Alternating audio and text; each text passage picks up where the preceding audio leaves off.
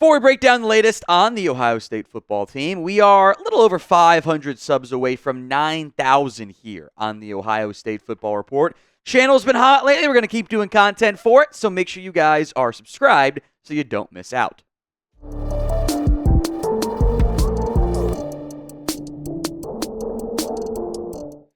Let's begin by breaking down what went wrong with the ending of the Jim Knowles tenure as the Ohio State defensive coordinator. There's been a lot of different reports out there about potential tension between Day and Knowles, about the contract offers that were or were not engaged. The Dispatch had reported they offered to make him the highest paid DC.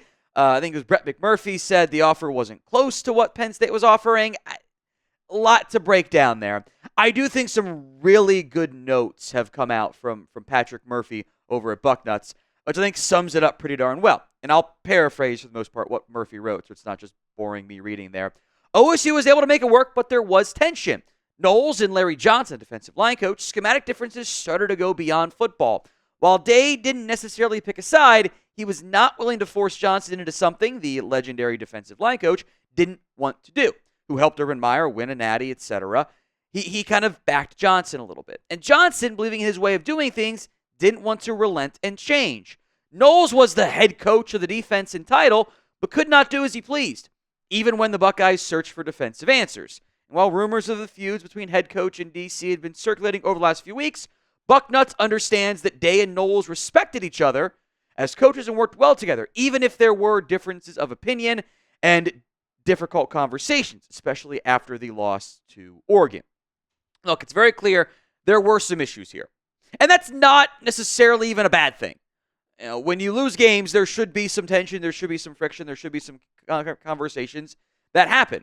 Now, there were, as I mentioned previously, the conflicting reports on what the offer to retain Jim Knowles looked like, and maybe it was the even the previous report didn't specify money, but it wasn't the same offer, or maybe there's other stuff that was going on there.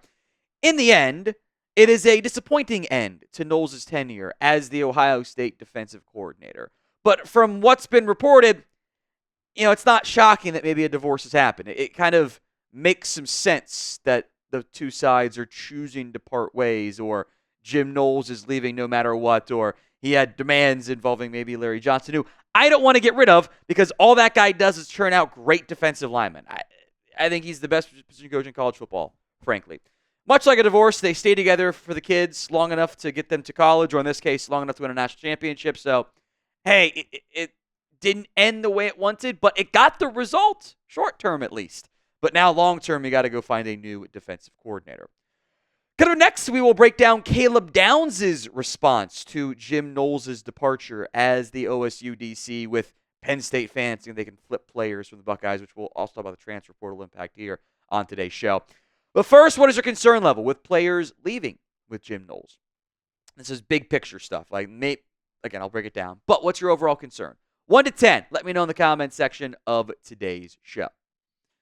Here's what Downs had to say. At the end of the day, time moves on. I respect all he's done for the team, all the decisions, the time he's put in, especially with the seniors. I wish him the best. The team is still going to be strong, and the coaching staff is still very experienced. There are great leaders on this team. It's a good feeling to have, and we can trust their knowledge. Playing for 3 coordinators in 3 years has been a road for me. I can't do anything about it at the end of the day.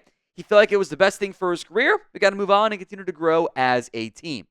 Downs is one of your limited full-time returning starters coming back to Ohio State next year. And as a now junior, surefire first-round pick probably, you're going to be asking him to take on a big leadership role because you're losing a lot. You're losing your entire front four. Sonny Styles is the only true starting linebacker coming back, although Hicks played a little bit too. Davis Enigmanosin is the corner, also returning, and that's it on defense. You have a lot of talent for Ohio State. It's a lot of guys that haven't played. So I like that comment a lot from Caleb Downs because it sets up well for him to take on that leadership role and be, Sonny Styles will be a captain, but one of the captains of your defense this upcoming season. Today's show is made possible by Game Time. Game Time's got a new feature. It's called Game Time Picks. It makes getting tickets for events even easier. Game Time Picks filters out the fluff to only show you incredible deals on great seats. So you don't have to waste time searching through thousands of tickets to find the best value. It is curation to make it easier to find that best value. Always keep an eye out for the super deal, like that one for the Stadium Series NHL game. It is the best deal on any particular event. Doesn't have to be sports, by the way. It can be concerts, comedy, theater, and anything else in between or in a different bucket there. The Game Time guarantee is this. You find tickets in the same section and row for less, Game Time will credit you 110% of the difference. So download the Game Time app today. Create your account. Use code CHATSPORTS for $20 off your first purchase. Now, again, terms apply. But go create your account. Redeem code CHATSPORTS, ChatSports, for $20 off. Terms apply, but download Game Time today. Last-minute tickets, the lowest price, all guaranteed. I do want to mention Chip Kelly conversations here. The Ohio State offensive coordinator is currently out on the recruiting trail, which is noteworthy amid the rumors and reports of, hey, NFL teams could potentially have interest in Chip Kelly returning as an NFL offensive coordinator.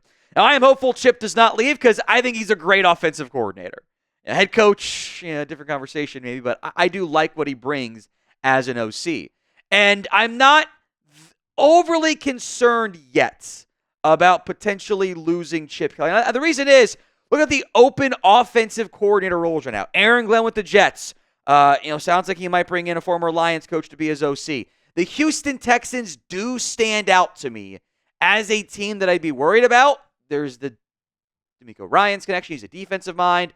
They could have interest there. That would be the one I'd be most worried about. The Jags hired an offensive coach who's going to call the plays. I don't think Pete Carroll's going to bring in Chip Kelly anytime soon. The Eagles might lose Kellen Moore, but they're sure as shit not going to hire Chip Kelly as their OC. That's a non-starter over there. The Dallas Cowboys have an offensive-minded head coach in Brian Schottenheimer. They're not going to go down that path. The Bucks are an option, but like they're looking more back to the McVay tree, like they did with Liam Cohen. So I think there's a real chance Chip Kelly ends up staying. This is him, by the way, with 3-star tight end / defensive end prospect Colby Simpson, which it's always funny to see that the players stand next to coaches because there's just it looks like me standing next to players sometimes. So predictions. Will Chip Kelly end up leaving for the NFL? Why for yes this year? Why for yes and for no? Let me know in the comments of today's show. Tying it back into Jim Knowles here.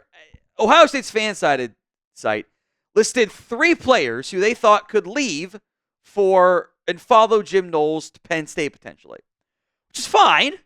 Logical next day content, but the portal's closed. And it doesn't open back up because your coordinator left. So all these guys could hypothetically potentially leave after spring ball.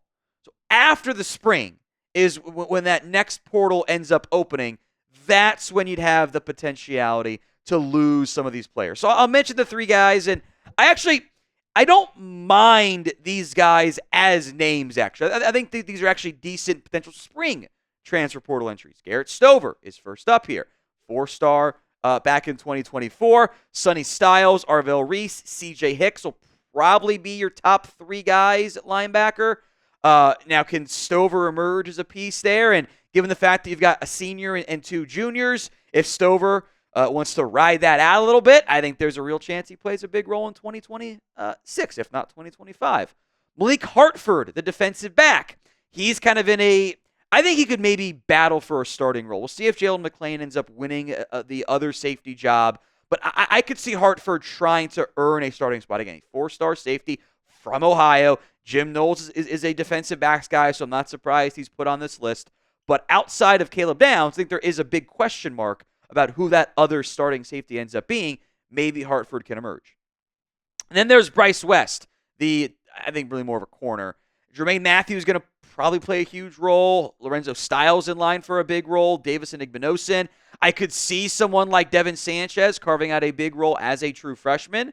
I wouldn't be opposed to maybe in the spring adding a veteran corner. Bryce West was another 4-star recruit.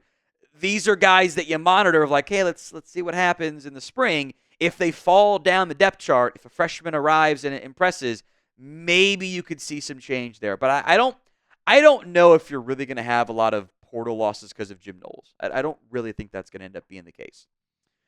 And before we go, updates on the money from the athletic departments for the 2024 fiscal year, which, by the way, I think people assume that that's just like, oh, in 2024. No, this is from July 1st, 2023 to June 30th, June 2024. That's when they're counting that calendar year. The athletic department reported a nearly $38 million deficit. That's a lot of money for a team that brought in $255 million in revenue. Again, revenue, income, a little bit different in the end. There's differences on that front. Now, they were down, $8.7 million in different royalties and sponsorships, which is, maybe mildly concerning. They were down $5 million in contributions to the athletic department in and of itself. It's not NIL stuff, by the way. That's different. Money does not come from that. They had to buy out Chris Holtman, which was a significant amount of money. And they didn't have as many home games. So, yes, they were down from, July 2023 to June 2024. When they check in July 2024 to June 2025, guess what? They're going to be way up. They have extra home games. Oh, and this college football playoff run and all the stuff that comes along with that. The severance is going to be down for the buyout significantly. They don't have to still be paying the Chip Kelly buyout necessarily either. So they'll be in much better shape.